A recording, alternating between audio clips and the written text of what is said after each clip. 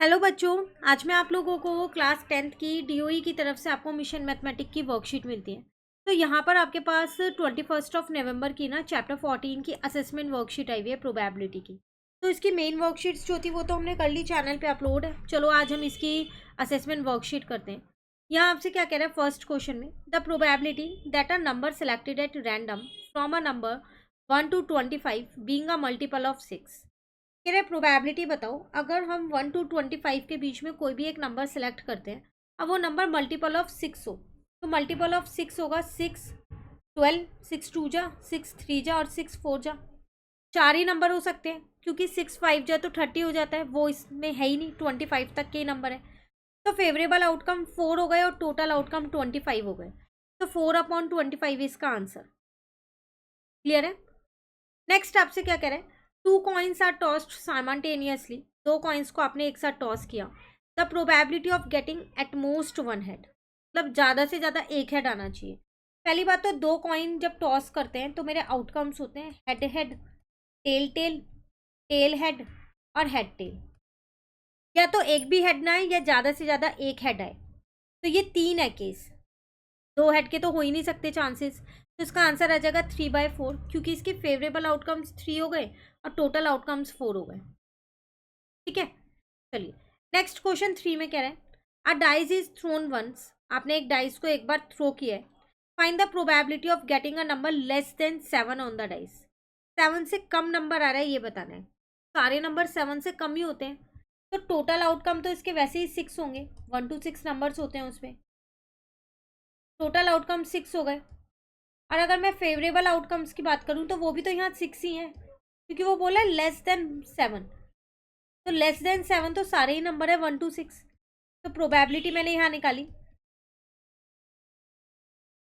तो वो आ गई 6/6, आंसर आ जाएगा 1। ठीक है ना। चलिए नेक्स्ट आपसे क्या कह रहे हैं, find the probability that 5 Sunday occur in the month of October of a randomly selected year.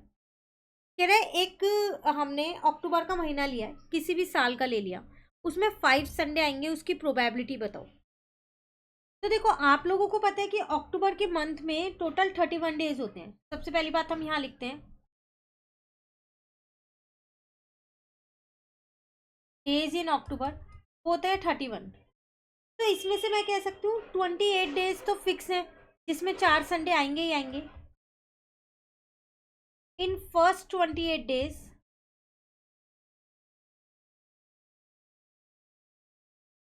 4 Sundays are fixed, कि 4 हफ्ते हो गए ना, तो 4 संडे तो आएंगे ही।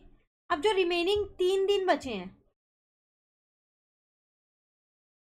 रिमेनिंग 3 डेज, वो क्या क्या हो सकते हैं।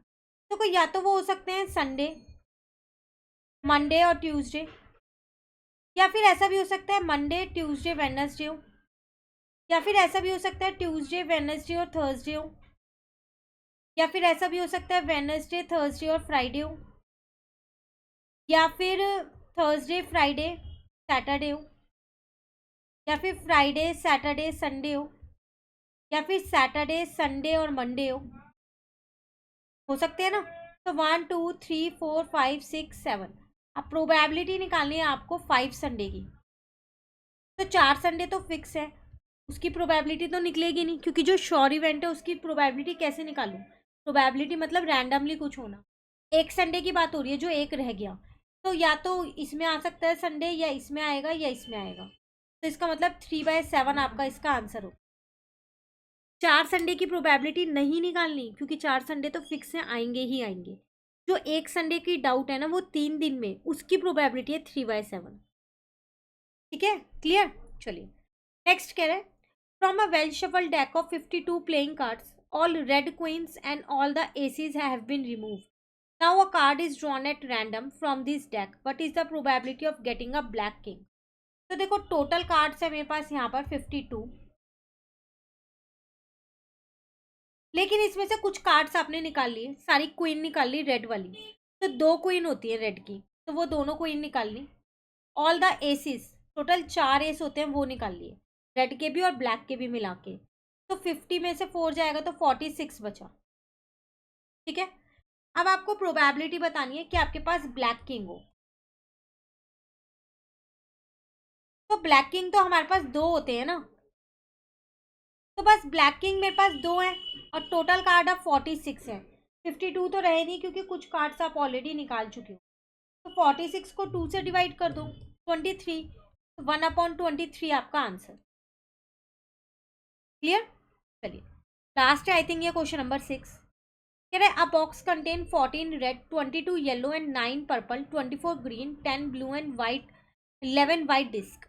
If one disc is drawn at random from the box, find the probability.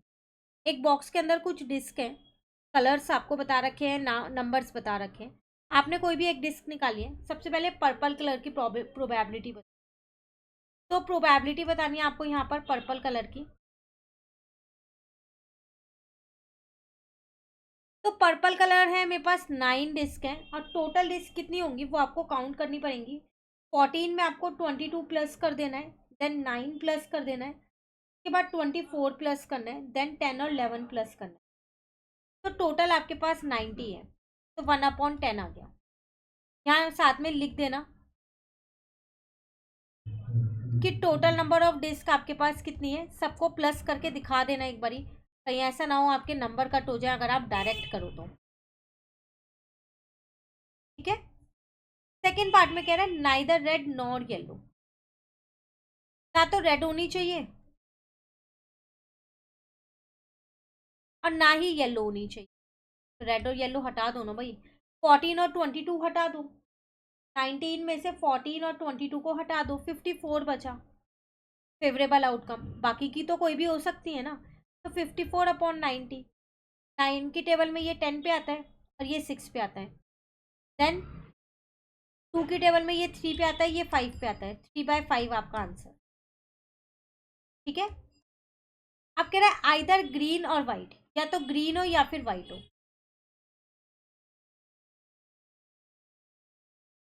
तो देख लो ग्रीन कितनी है भाई 24 और वाइट कितनी है आपके पास 11 है। तो 35 हो गई टोटल फेवरेबल आउटकम, नीचे 90 आ गया। तो 90 को तो मैं 5 से डिवाइड करूंगी तो 18 आ जाएगा, तो करूंगी तो 7। तो 7/18 आपका आंसर।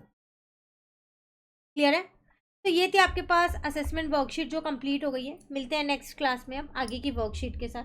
कहीं भी दिक्कत लगे कमेंट करके आप ज़रूर पूछिएगा। Thank you.